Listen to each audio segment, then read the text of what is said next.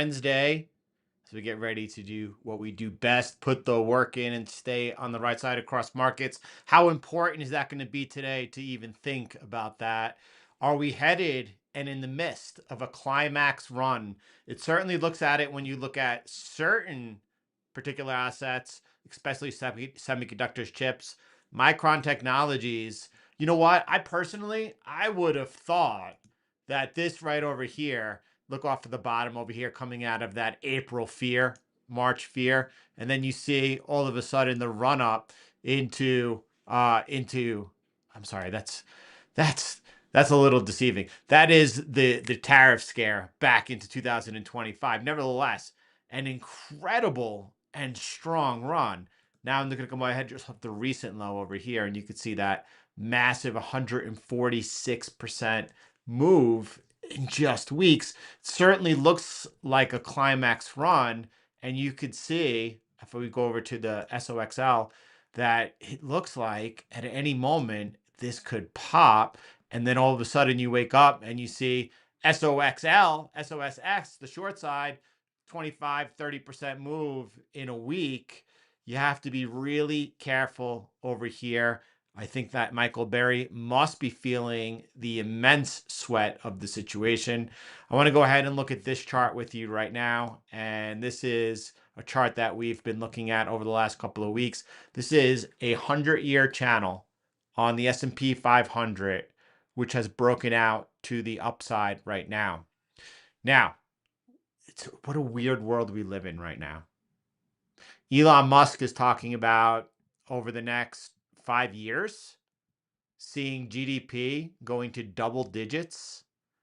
He just went ahead and he said that on the SpaceX IPO that he believes the addressable market is $28 trillion. I mean, I go back and I look at when Facebook bought Instagram, and it seemed like they were paying a lot of money for it at the time. You look today, and it was a steal. You look at the first time there was $1 trillion company, and now we have $3 trillion companies. You look at the earnings of NVIDIA on a quarterly basis, and they're staggering. Guys, speaking of the video over here, I just want to jump over and take a look. And you could see on the V4, V2 and V4 are in confluence over here. Both of them on a pending exit. On V4, this is a stop exit pending. On V2, you could see potentially at the end of the day here, and it's looking like we're going to have an exit of this trade, locking in some decent profit. The exit is tomorrow morning on the open. What's interesting about this is on Friday, there's a massive rebalancing taking place, MSCI index, and NVIDIA is slated for $11 billion in sales for that rebalancing. It looks like here the moat ahead of the potential sell event that's taking place. And then I wonder if NVIDIA is going to go ahead and realign over here to get back into the trade, depending on what is taking place with the markets. But it's nice to see V4, V2, both in confluence over there.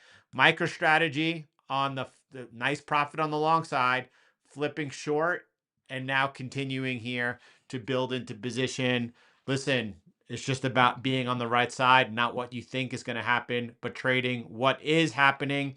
You're looking at Tesla continuing to hold over here, 13% into profit. There's a lot of speculation that not by the end of this year, the odds are extraordinarily low by the end of this year, Tesla and SpaceX rolling into one entity. But there's a lot of speculation that could happen at some point in 2027. I'm interested. I was thinking, what does that do to our moat? At that point in time, we would have to go ahead and, well, we would have to hold off, and Tesla would then be retired. I would believe that there's a great chance, if both those companies were to merge into one, that the structural fit of Tesla would then be askew, and we would have to wait for more data. Maybe at that point in time, that would become more of a position trade. I was reviewing, as we get ready for the V4 stocks, I've been reviewing the strength of each one of these templates, the weaknesses. As we release the V4 to everyone, we'll go ahead and cover all of those. I have to say, overall, extraordinarily strong. Looking forward here to bringing this into the mix for everyone. Before we get back into the climax run, the potential climax run, the ramifications, looking at some charts together, I just want to continue just going over our positioning and taking a look at what's ahead. Why strategy short GBTC after trying the long side out of the market, clearly on the right side. Did you see yesterday there was a $1.3 billion sell of IBIT? Enormous and absorbed, but obviously by the market. Well, that was the high of the day. You saw Bitcoin up 1% on the day, and then very quickly after that sell, uh, traded off a couple of percent. But nevertheless, you would expect that that could have been one of the largest outflows on the ETFs, and it was not. There was obviously for every seller, there are buyers, and overall on that down day, it actually wound up to be quite pretty close to what average flows tend to be. I would say that's pretty impressive. Looking over here, you see FNG continuing to still hold this beautiful trade, 30% into profit. Don't forget, even though we had the data change of the ticker last year, overall, it is our best performing. B South has been looking at bulls and trying to come up with a template that takes a look at what is also a play out on the Fang. That could be another great addition to what we have going on over here. And then TQQQ late on the entry, extraordinarily late on V2 on the entry, continues to hold this position into profit and overall looking very, very beautiful. Out on Bitcoin and crypto, it has been a, oh, you could do this? No, you can't. What was that? Anyway, Ethereum here holding an open trade right now, unrealized 7% into profit. And so far for the year, it has been extraordinarily tough on Bitcoin and crypto. Since January, you look at Bitcoin and you're looking at minus 4%, Ethereum minus 9%, Cardano minus 29%, basically on par with buy and hold, and Solana also feeling the pain at minus 12%. The question has to come up, is this normal? And you know what? I'm going to have to say, given the price action that we've seen, here it is over here, we have been mostly in this tight range over here. For what we do here with a momentum-based system, it is the most difficult time to be grinding. But I have to say that for what we do and how we do it, it is quite normal. Now, it is true. The only other regime I could find that's even basically similar is looking at what happened in that late 2018 before the massive crash down over here. And you could see during this period over here, first of all, very tight range, but then really just lined up like this until we saw it. That's 2015. Sorry. I meant over here. This is what I lived through. And you could see that price just almost flatlined here before then collapsing. And it's true, those big moves, those big coils do historically lead to some of the biggest moves. Is that what we have setting up over here on Bitcoin and crypto? Are we soon, as just about everyone has given up on the space?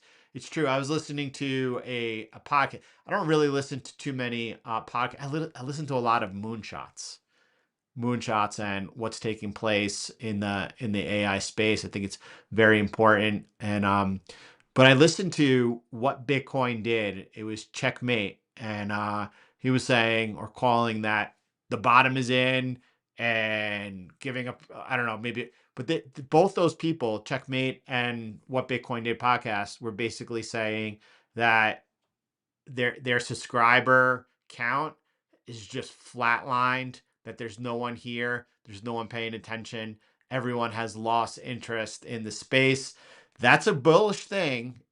Well, that is eventually going to be bullish. I was looking for our chart over here when we were looking at the 5-year CAGR, and I don't see it. Why I'm here, and before I get to some of the things I want to get to, I have to point out this visualization over here of the K-shaped economy, and you're seeing that the bottom 80% compared to the top 10%. And you're seeing the top 10% of US earners accounting for almost 50% of all the consumer spending, 49% of the consumer spending. And then you have, by comparison, that's just 10%. The bottom 80% making up for 37%. Guys, this is, I don't think we're going to see anything but a further continued, what do they call it over here? The eternal underclass. I don't know. Anyway, I think it's a really good visualization of what's taking place, why it's so important to dial in and make sure that you are here no matter what, to accumulate, to compound. And as we move through this new transformation that we are undergoing, make sure that you are in a position of power. Bitcoin over here, just looking from the breakout over here. It's not often that you see such a big breakout. The last one we had over here, two of them, was going back to the bear market of 2021 high.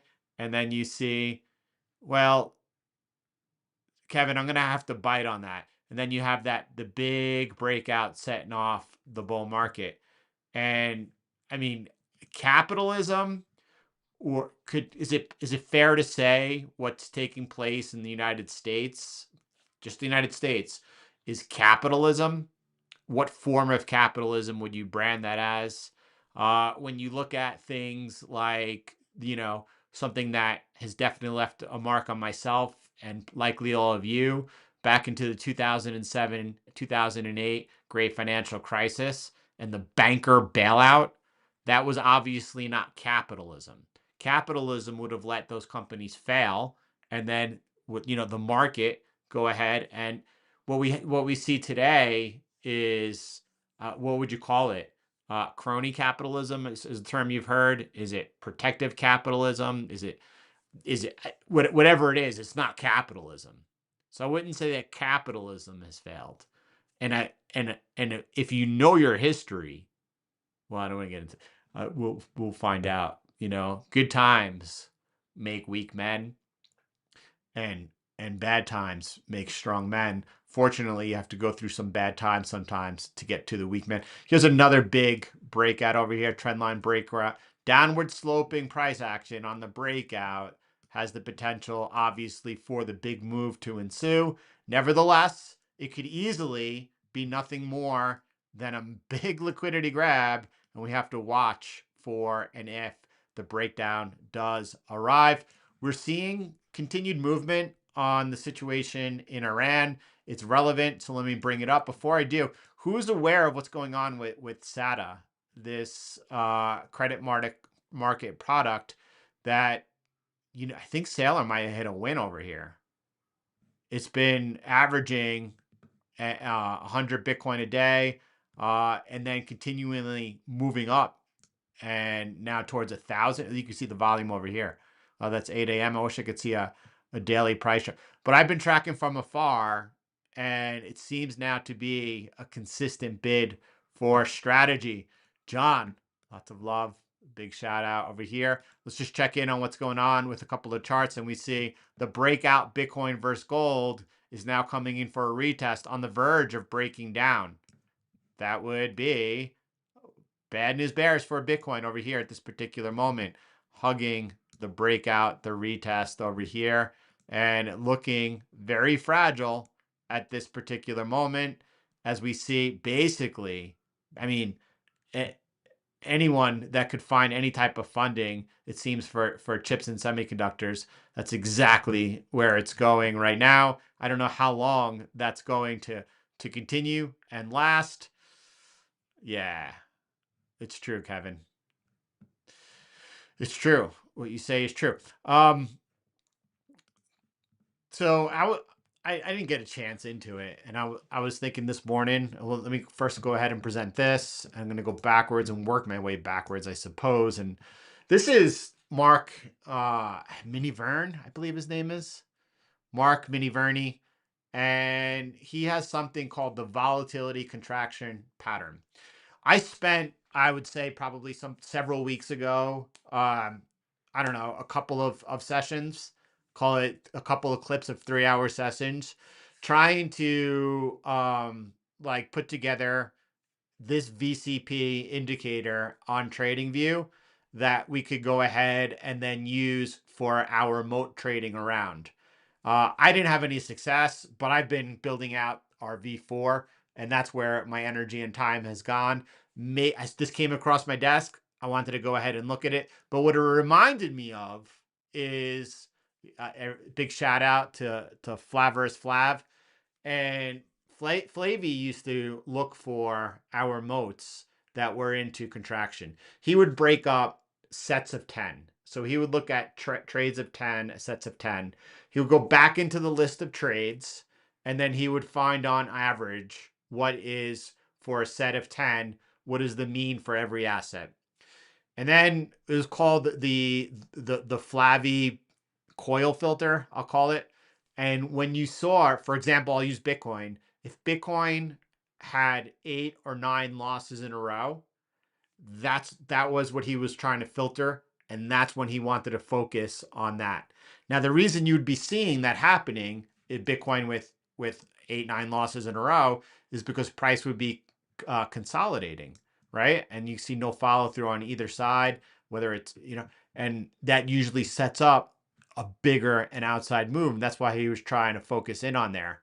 The VC pattern is a very similar situation. So I was seeing, rather than trying to look for a max number of losses in a row, which is a good way to approach it, if potentially using the VC pattern was something that we could incorporate.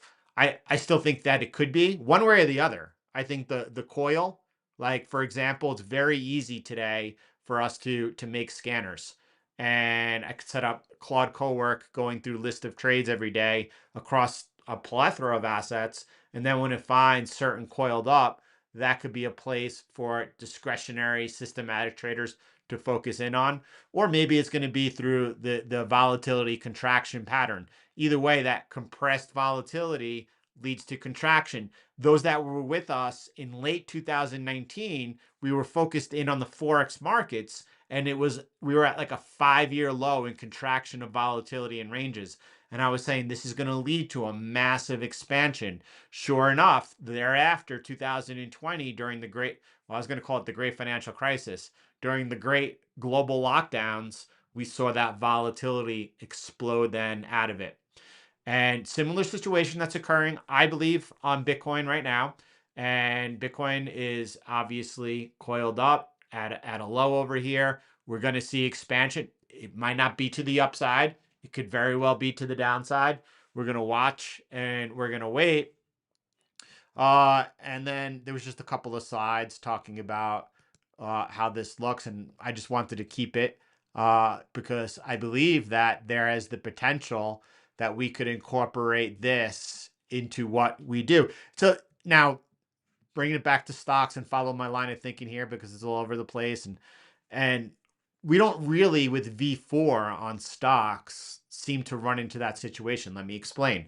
So we have on Nvidia, we have okay, maybe. So Nvidia, and why I was reflecting and assessing our performance on Nvidia, it was basically something close to this. And as we get the release, we'll spend time on it. But it was basically like T Triple Q, Tesla, and Strategy are just banana nuts.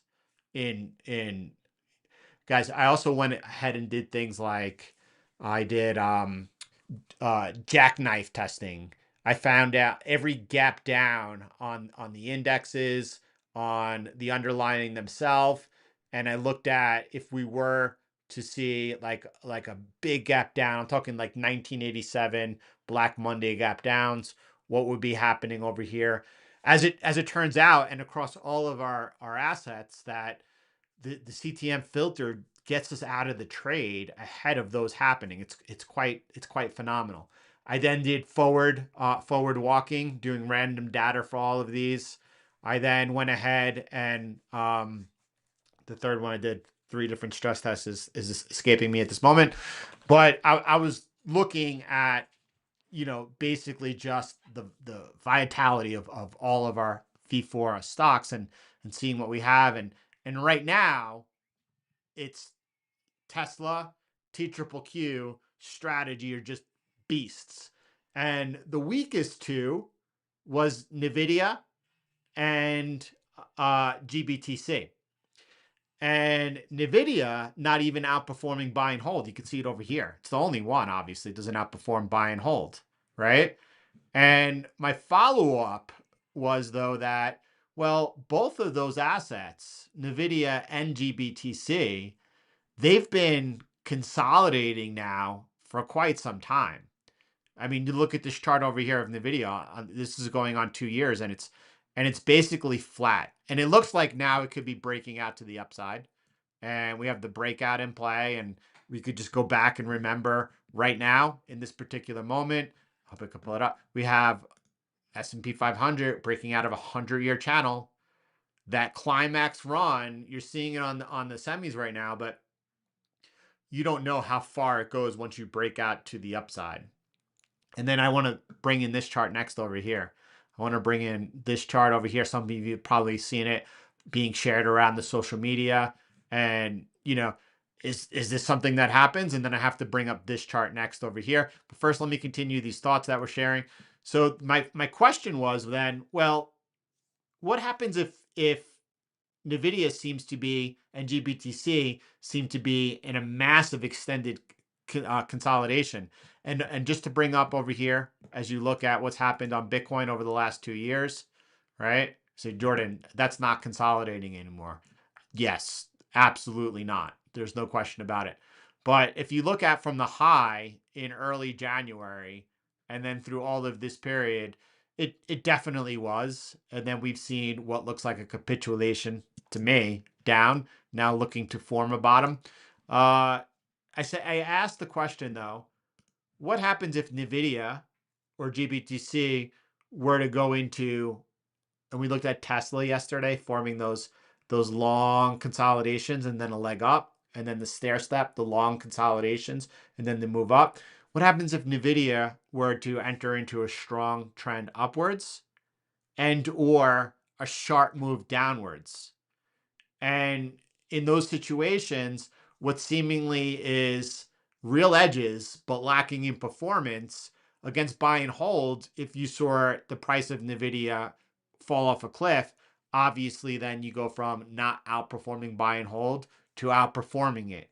Similar situation here. We're looking at momentum system. If you go from just sideways action, you had that one beautiful trade, sideways action into some extended periods up, you're going to start seeing that outperformance on the upside. So their weakness, I don't know if it's weakness as much as the regime they're currently trading in. Because if you look at something like T Triple Q and it were to also enter into a similar sideways price action, are you going to see that similar? I mean, guys, look at the buy and hold. This one I was looking at, and the reason I got onto this tangent with you, I wanted to look at that volatility contraction, and then I was like, well, the problem here though is T Triple Q has a win percentage of 73%, and when I did the random walk forward, it was also right there. It didn't diminish it at all. So anyway, let me continue here. FNGD, that's anyway, that's a newer one, but massive performance. It was basically that. The top three were Strategy, Triple Q, Tesla. Tesla, or I should say, MicroStrategy has the advantage of trading both sides, and that's a fantastic advantage, because whether or not it's in an uptrend or downtrend, as you can see right now over this past 10 days, going from long to side, it's capitalizing. So Vacanet, B South. Hold on. When I did it was the walk forward was using the same parameters. So the parameters didn't change at all. If the parameters were changing and we had some type of like dynamic settings, and there's always been the thought that like dynamic settings would be something it with potentially that seems like more like a dream of what could be.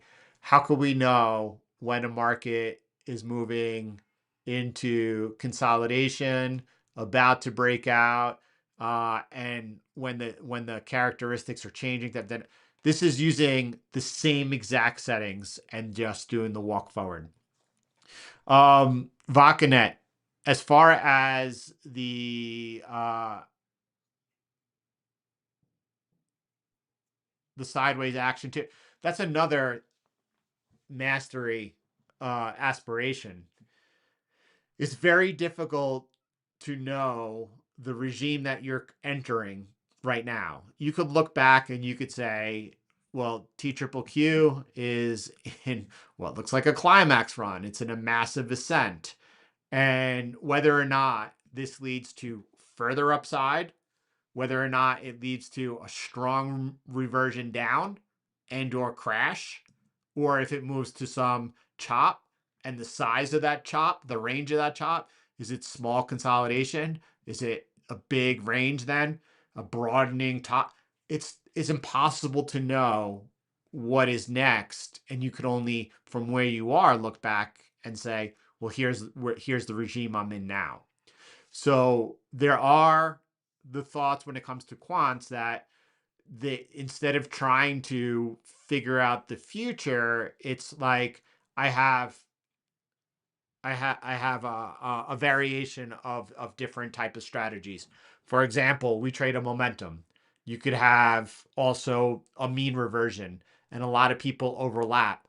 The problem with that is mean reversion systems, they underperform overall compared to our momentum system. So by doing that, to smooth out the curve, you are giving up a tremendous amount of overall profit. And yes, you'll smooth out the equity curve by doing that, but you're going to forsake and especially over time it adds up a lot. So we like for us to include a mean reversion, it would mean forsaking a lot of profits, and I don't think that's the way. Could we improve on our baskets and or um, execution? Yeah, I was thinking smooth equity curves is good, of course. I was thinking of and I have not dialed in, dug in, I should say. Uh, well, the 8 hour on crypto was maybe that a better time frame when we were in a different regime, when we were more into that early facing reality stage. And now that we're into the early majority, is maybe the daily time frame like on stocks might be a better place to be. And then I could say, well, maybe that's only for right now, though. And if I look at what's taking place over here, and I show this chart we are just looking at earlier, and you could see this is looking at a year and a half period. And during this period, and I guess this looks better than going from the top and then down, what we did earlier. I mean, when I said that for an extended period of times, Bitcoin has been consolidating GBTC, it has. If you look at the like zoom out and look at this asset, and you can say, huh, we've had a lot of ups and downs, ups, downs, ups, hiccup, down, and then that early majority up. And then I could also look at this and say, well, we have been consolidating here for ever since the launch of the ETFs, right? And we're the exact same place. It's a massive, if you zoom out, consolidation. And yeah, it could lead to a really big move up. And then you would say, well, the 8 hour would have outperformed. and we were just in a moment that we got stuck into that consolidation because it was so far extended, going on 3 years. You got caught up in the current regime, that recency bias, or maybe it's the better thing to do in that higher time frame, filter out a lot of noise. So that's something to genuinely consider if we should be looking at the higher time frame that continues to bode so well on stocks. And then you could look at stocks and you could say, well, 2025 was a really difficult year, and for especially for CTM on our stocks. And if it wasn't for strategy, we wouldn't have had that outperformance. This is V4.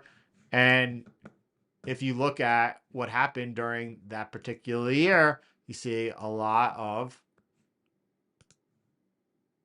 there's 2025. So you had one move up early in the year, and then that long consolidation. And I think that this wave, when it came, caught a lot of people off guard.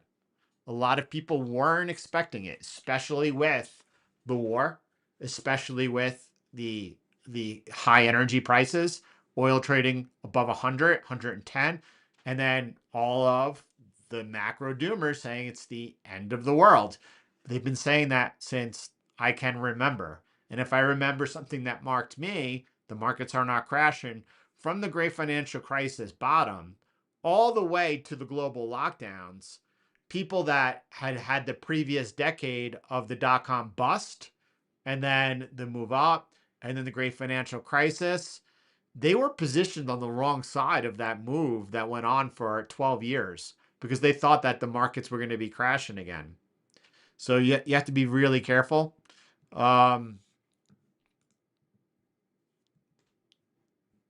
Looking at this chart, and we could see that in the last 2 years, a lot of people are focused on, this is just NVIDIA, but on this massive move up, and rightfully so.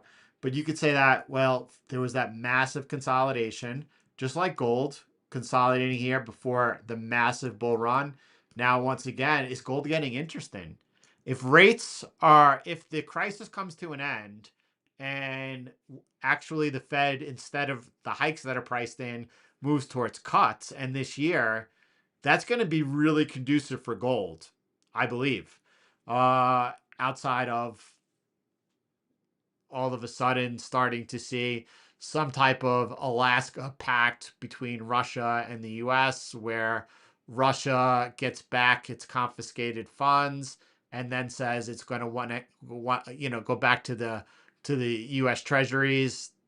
If that were to happen, that would be something that would fundamentally affect gold, but I don't see that happening. So jumping over and looking at the cent and where we are right now, let's just go back and take a look. Before we do, so we have to also tie in what's taking place right now. And Iran has sent in a framework for what they propose, and Trump is not buying it. So it seems from my view that there is a real desire for the Iranians to come to some type of agreement, and they are negotiating, and it seems like regardless of what you're told by your favorite macro follow, it seems that the US does have real leverage from the blockade. And you could see that part of the negotiation is at certain points letting through some Iranian relief. But it's being dictated by the US and from the side of the blockade. It's enough that it's got the Iranians to the table, and it's now a question of whether or not they're going to give in to what the demands are of the US. And if they don't, then this is going to go obviously from bad to worse. But there is lots of signaling coming from, and including, there was no retaliation to the break of the ceasefire by the US that we just had in the last 48 hours. Yet, it could happen, but I don't think it's going to happen. And if it doesn't, that shows actually who's holding more of the leverage. Right now, markets are pricing in a pretty significant chance by the first week of June, 68% chance right now that there will be some type of agreement, ceasefire extension. And likely what that looks like is there is the initial agreement, which sets up flows returning to the strait back towards pre war levels in the first 30 days. That includes mines being swept, the traffic returning.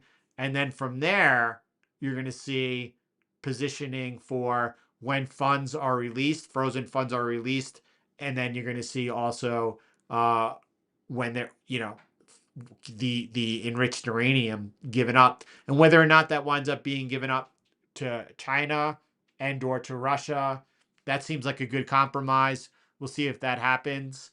Um, if this blows up, though, the bulls in the back are going to bears right quick, and this could get pretty bad.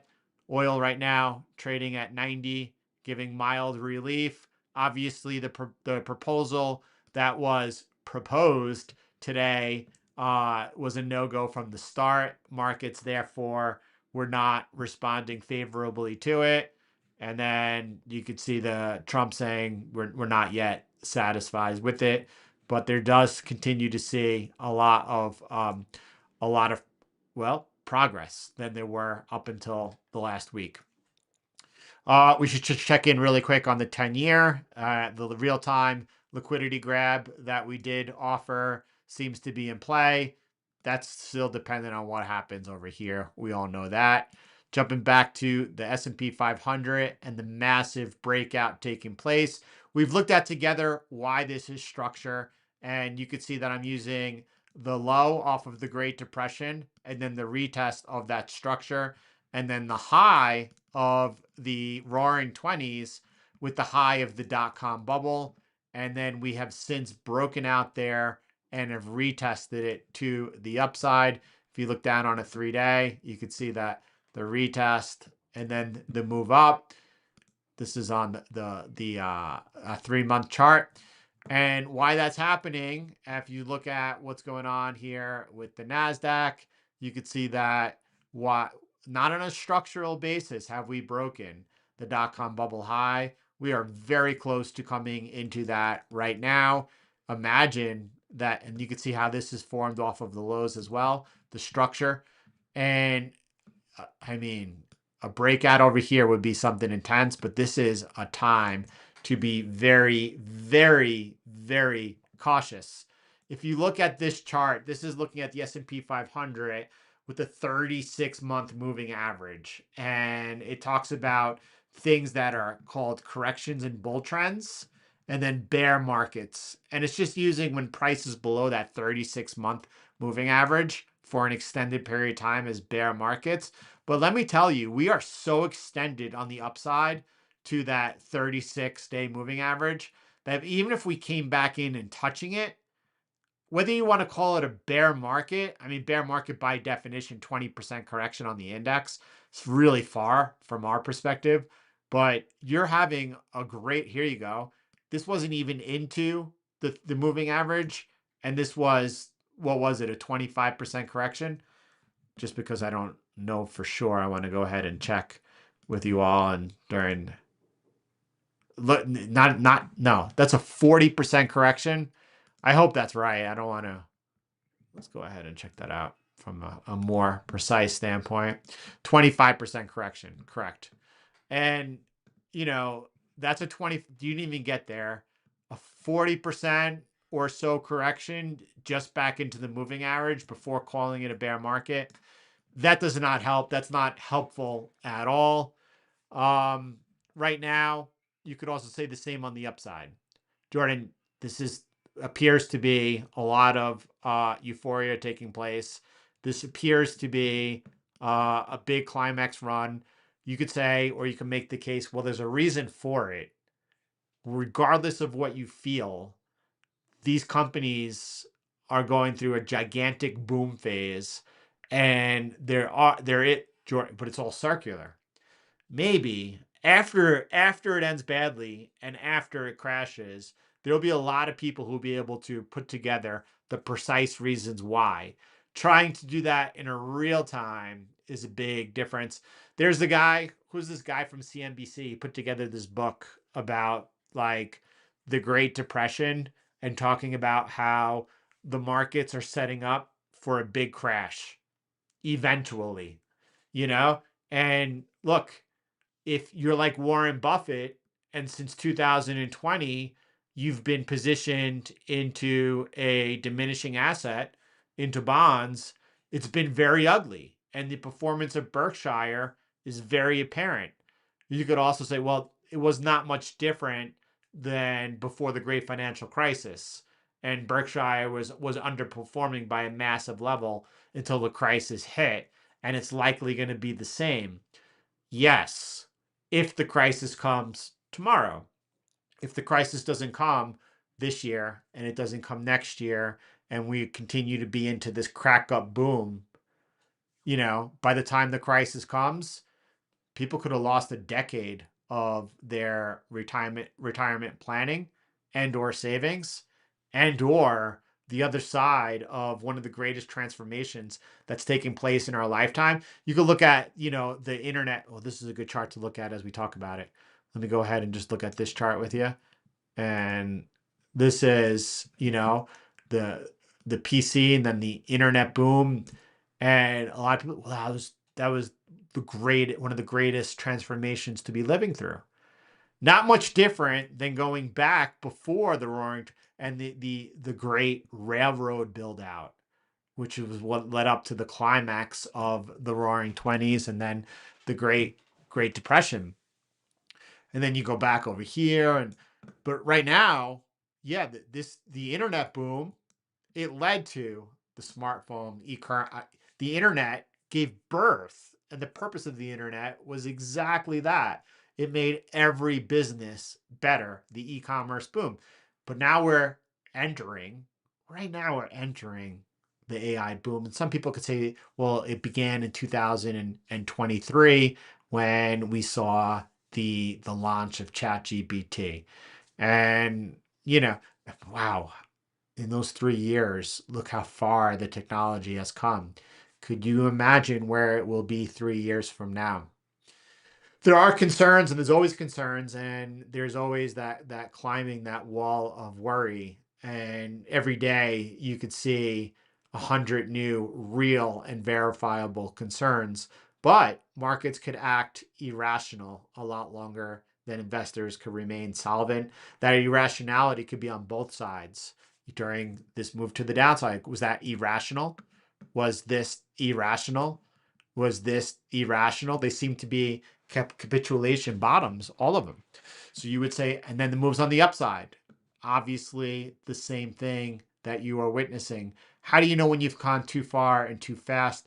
You don't, first of all, which is why that knowing when to be in the markets, when out, and on what side is absolutely everything. What do you mean by that? Well, I have to tell you that no one thought in, well, we were talking about it's a good time to position into Mag 7s at that particular point in time.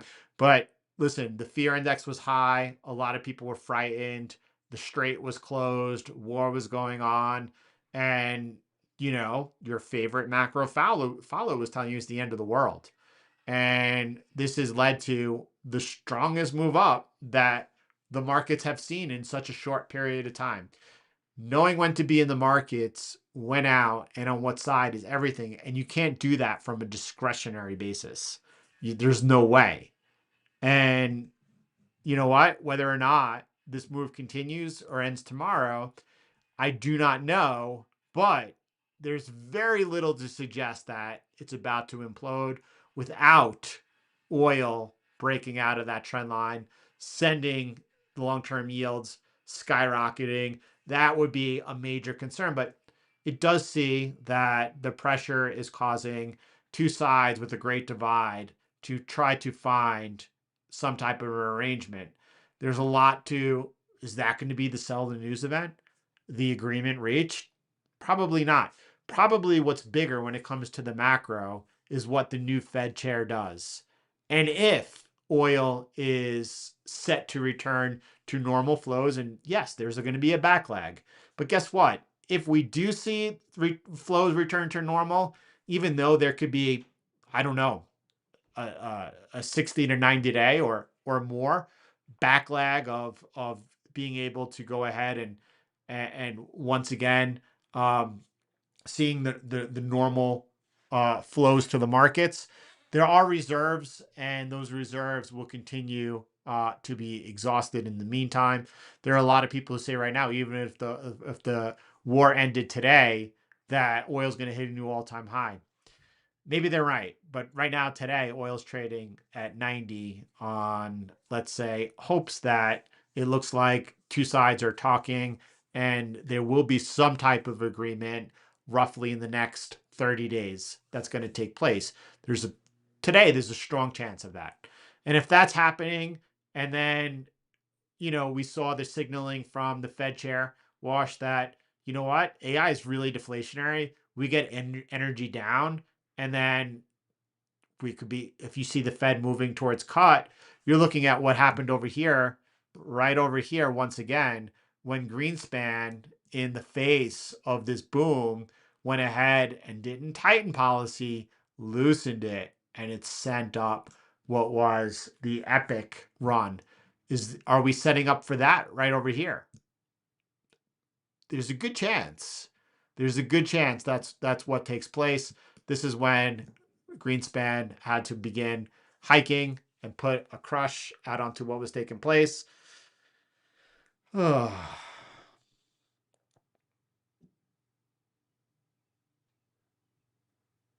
I don't think we're anything close to euphoria. When I agree, the opportunity of gold and silver seems to be very glaring right now. But again, that's something that is dependent on what happens with rates. You start seeing rates go down, I think gold and silver find a bottom. Um, Thanks, Keith. Keith, I didn't get a chance to absorb your chart, which is right here,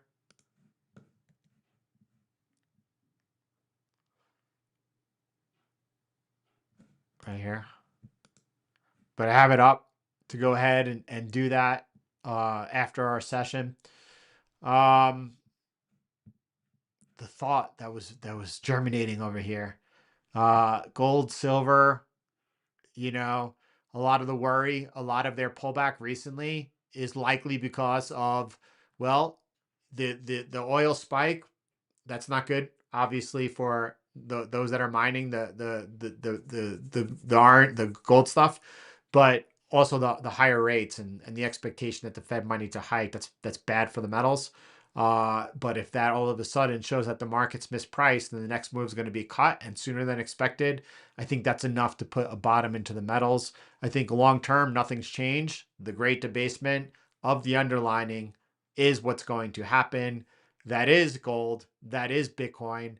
And Bitcoin, I think, right now is completely out of favor and out of love. And historically, the best time to be looking at it. Bitcoin is what, off a new all-time high at this particular moment.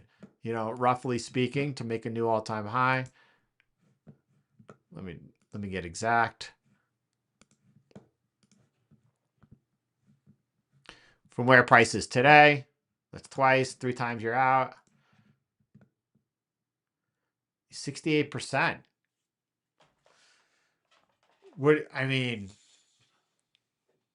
see, I almost went to the indexes. I was like, what do you think has a greater chance of a 68% return over the next 2 years?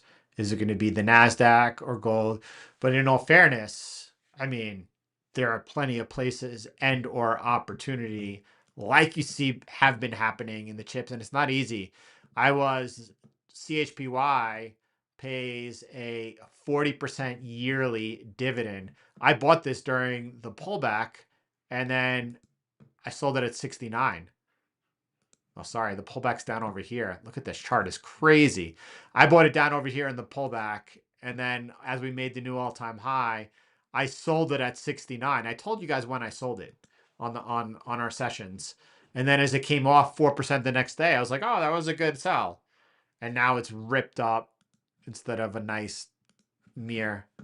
I mean, man, I wish I just would have put my stop loss to break even, being that this thing pays a 40% dividend, and just seeing what the market gave me. But I never would have expected. It seemed that market had came way too far too quick when this thing had ripped. This is when the Nasdaq was making just new all-time highs. I was like, you know what? Back in March, April, people didn't think the Nasdaq was going to be 3 weeks away from making new all-time highs. It seemed like that happened really quick. Let me take some chips off the table. This thing has just been absolutely ripping since. All right, y'all. The hold shift. Oh my goodness. D Fran, that's a life change. Please, if that happens again, remind me one more time. But that's a great that's going to come in handy. So tomorrow, I hope that I just implement that a couple of times, and that way I'll have it ingrained. Y'all, for right now, CTM. Have a beautiful day. God bless you. If you're new here, welcome. Subscribe to the channel. CTM.